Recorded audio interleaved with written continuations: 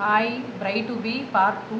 இன்றைக்கி நம்ம என்ன வீடியோ பார்க்க போகிறோம் அப்படின்னாக்கா, ப்ரீவியஸ் வீடியோவில் வந்து ஃபேஷியல் வந்து மேக்கப்புக்கு எவ்வளோ இம்பார்ட்டன்ஸ் சொன்னானோ அதே மாதிரி ட்ரையல் மேக்கப் அப்படிங்கிறது மேக்கப் வந்து ரொம்ப இம்பார்ட்டண்டான ஒரு ஃபங்க்ஷன். அன்றைக்கி உங்களோட ஹேர் டூலேருந்து உங்களோட ஃபுல் மேக்கப் வரைக்கும் நீங்கள் வந்து ட்ரையல் மேக்கப்லேயே இப்படி தான் வேணும் அப்படிங்கிறத வந்து ஃபிக்ஸ் பண்ணிப்பீங்க. வந்து ஐலைனர் வைக்கும் போது அவங்களுக்கு வந்து இந்த இடத்துல விங்ஸ் வைக்கணும்னு நினைப்பாங்க.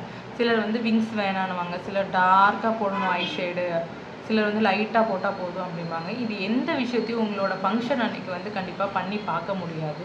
ஏன்னா இன்றைக்கி பண்ணோம் சரி வரல நாளைக்கு பண்ணிக்கலாம் அப்படிங்கிற மாதிரியான ஒரு விஷயமும் கிடையாது. ஒன்ஸ் ஒரு டைம் பண்ணால் ஒரே டைம் மட்டும்தான் பண்ண முடியும்.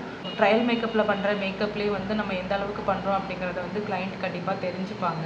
அது அவங்களுக்குமே சாட்டிஸ்ஃபைடாக தான் இருக்கும்.